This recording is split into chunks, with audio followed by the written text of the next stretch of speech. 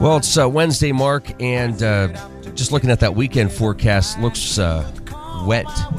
Scattered thunderstorms in the forecast, although the last couple times it hasn't really been that bad. We've had some nice weather. Yeah, I hope it dries out long enough to get the grass cut, Yeah. Well, I'll tell you what, last weekend was just absolutely perfect. It was a beautiful weekend for the Oil Heritage Festival. Joining us this morning is Susan Williams, the Executive Director of the Venango Area Chamber of Commerce. Good morning, Susan. How are you? Good morning. I'm great. Well, thanks for being with us via Skype today. Yeah. Well, I'm still trying to get kind of through all the Oil Heritage Festival details, so was glad to be able to come in virtually here from my desk. Talk about the event, because it was just an amazing weekend and an amazing couple days for Oil Heritage Festival. It was. Obviously, we had to deal with some heat, and that is a real legitimate concern going into a festival, that we can keep everyone safe. So we did a lot of counseling of people to use good judgment and staying cool and staying hydrated. But we escaped any significant rain, which is wonderful. So spirits were high. This was a year of change. We had to move a lot of things around, from the parade route to the craft show and the car show. And all of those alternate venues worked out great. So good that some suggestions were maybe these are good permanent changes. But I'd remind listeners that the way we usually do festival is what we believe benefits our business community the most. That's ultimately what the Chamber of Commerce is there to do. So, we had a great time. We had a lot of fun. Probably our biggest incident of the weekend is when the drummer for Lawyers, Guns, and Money took a tumble on the stage during warm-up and broke his nose. Oh, no. So, our concerns at that point were really with Lee and that he be okay. So he went by ambulance to the hospital, had a CT scan, and came back and began drumming at 9 and performed until midnight. So I was there for that. That was a terrific concert. And Lee Green, I think that's the gentleman's name. Was it Lee Green? Yes, yes. He did a wonderful job. The band was right on. And I think the lead singers even took up some of the slack while he was out at the hospital. So they did. The crowd didn't seem to miss anything. Everybody had a great time, I think, including the band. Yep. They did wonderful. It was Gary Bickerkoff and Rachel Malore stepped right up and kept entertaining. And I think Nathan Licht came in from the crowd and joined in, and they were wonderful. I mean, what great local talent we have. So that was just a great night to a full park. We had our first ever Bike and Brew this year. And while the bikers were, modest in number, our organizers were so thrilled. They met some wonderful people that were out. They helped one biker along the trails and helped him with rebuilding some of his bike, which he uses for his transportation to work each day. Oh, wow. Very voluntarily. He loves to ride a bike. And the Brew Fest was a huge hit. We had approximately 200 people in attendance, and that's great. We had a great time. It was fun. So great to see the whole building in use, and we had a good time. So I have a feeling that the second annual will be planned here shortly. We sure hope so. We heard from attendees that they want to come back and bring friends. We heard directly, even after the event, from some of the breweries saying, hey, we're in for next year. Let us know the dates. So, we'll actually start letting people know what our intentions are. And, the availability of the space is, always something you're not sure about. But we will start making those connections so that one way or another we can hopefully invite everyone back next year. Oh, that's great. Well, congratulations, and everybody who was involved. That's a lot of work to put that on. And it's amazing. You blink and it's over. It was quick, and particularly our intern, who it was her first year. She just said, I just can't believe we're through all these things already. So we had yesterday as staff, we sat down and really did our debrief and went through details and said, what were things that might make it easier next year? What are the things that we might have missed at the last minute that we can put into our notes? And we are now on our way to Cranberry Festival. So wow. I will probably begin making some calls for support this afternoon, and we are ready to go. That's incredible. Right from one thing into another. And there's things going on this week. Tonight we have a mixer at the United Way that is a joint mixer with the Franklin Area Chamber of Commerce. They're welcoming in their new director, Will Price, and so we're going down to celebrate with them. We'll actually be at Venango. So that will be a fun evening from 5 to 7. Our members can give us a call and let us know if you're going to join us tonight.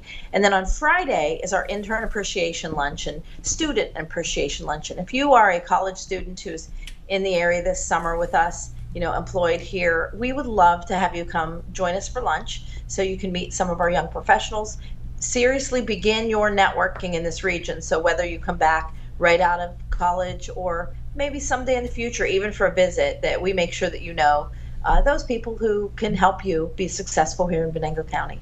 Oh, that's exciting. And you've done this before, and it's just a great way to thank those who've helped out. And you know what? When they maybe leave the area or go off to school or whatever they're going to do, it's nice for them to take that with them and what it meant for them to be a part of something. It really is. We hope to make a connection that will allow us to give them a message, really of hope and appreciation, but also for us to keep a connection because we may need to access their resources in the future. We may want to reach out to those who have roots here and ask for their expertise, ask what they know. And what we know is, again, even in a visit or if they have connection to family, they may need resources in our region, even if this isn't where they choose to make their life. And we want to make sure that those connections are strong for them, that they always feel connected to their home. Or to the place that they spent a summer. We know that connections go really global at this point. So certainly the ones that are local, we should keep strong. So if you're listening and you are a college student that's available to have lunch with us, we'll have a very nice catered lunch at the Days Inn on Friday at noon. Will be about an hour and a half, so it's not a great amount of time. We'd love for you to give us a call here at the chamber so we can plan for you to join us for lunch. If you're an employer and you think, wow, I have college students, I may not get a chance to take them out to lunch, let us do it for you.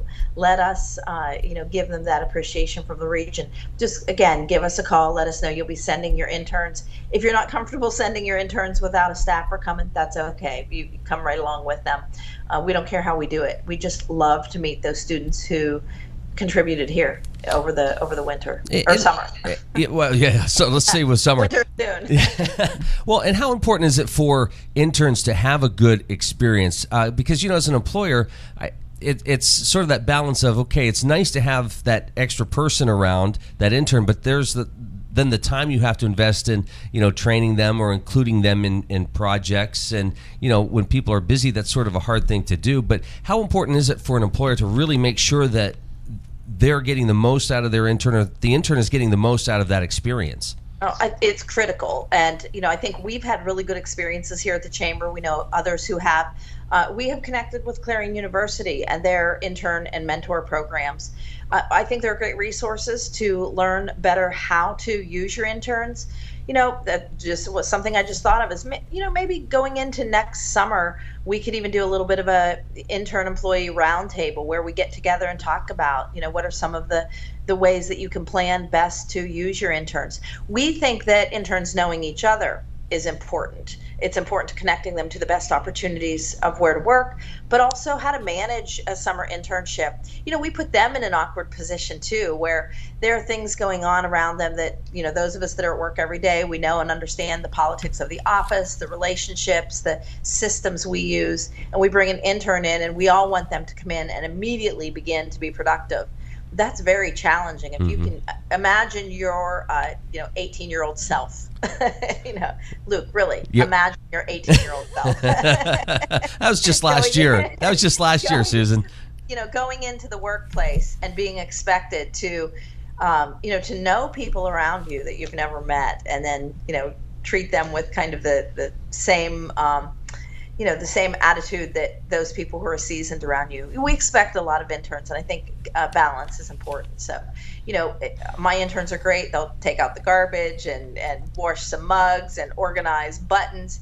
But we do try to make sure that they get some really meaningful work experiences, right. Whether it's writing for our chamber newsletter, attending meetings with me where they're going to meet people who have some influence. It's important that we give our interns a very balanced perspective of the jobs we do. On the other side of that, and sorry, Mark, the other side of that would be maybe folks from Joy or other businesses who have been with the company for 20-some, 30 years, and now they're finding themselves out of work and they're going into a new experience. Have some patience with these folks. They might be new to that experience or to the technology that you're using. For sure. I actually just heard the story yesterday of an intern that's not in this area, actually not even in the state, who just had to sit through yesterday finding out that many of the people she works with were just told yesterday that their jobs would be eliminated. And then having to go back and be with that group as they know that they're exiting. I mean, interns, find themselves in some really unusual circumstances. But you mentioned Joy. There is still an active group of Joy engineers here in Franklin, and they have a long history of using interns. My own boys both interned at Joy, so they have already reserved that they will be with us for that luncheon. We hope that many of them will return in the future to work in Franklin or in other industries that use engineers here. So, again, it's always a great group. We'll have our young professionals there. They can talk a little bit about their experience.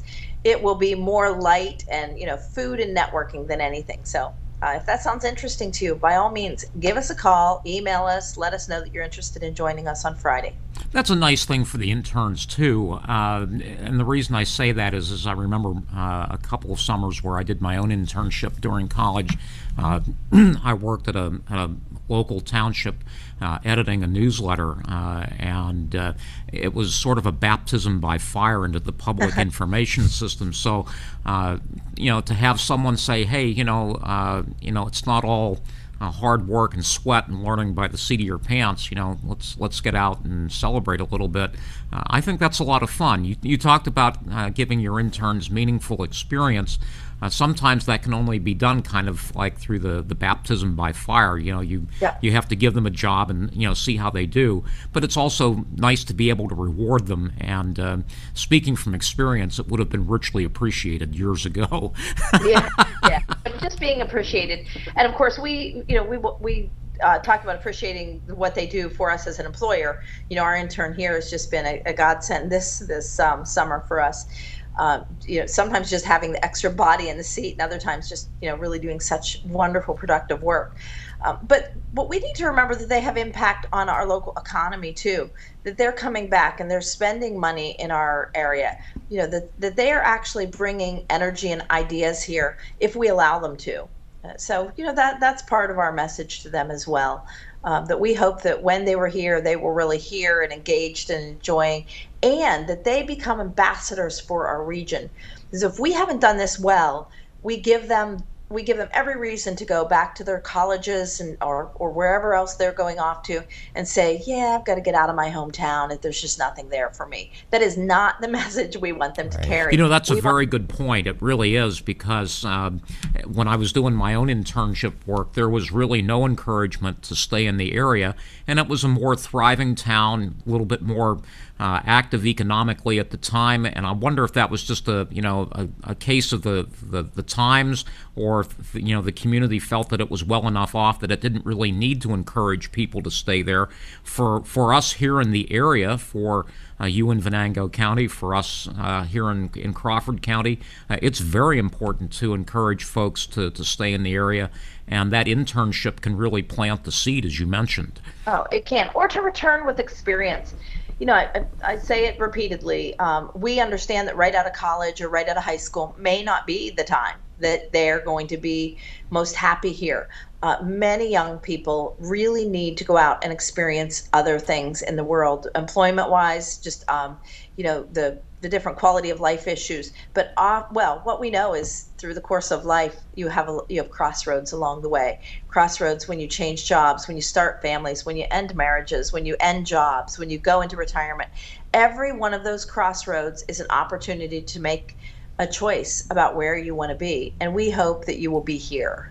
We hope that this will be the place. And across counties, what we know that many, many people live in Crawford County and work in Venango County or vice versa. So, understanding that as a region, we put our best face forward. And on that note, Susan, thank you so much for joining us this morning. Thank you. I look forward to seeing you next week, maybe the same way. So We'll be in touch. Okay. Sounds good. Thank you, Susan. Thanks so much. Bye-bye. Bye-bye. That's Susan Williams of the Venango Area Chamber of Commerce. This is The Morning Drill on Stream Television and the Allegheny News Talk Sports Network. We'll be right back.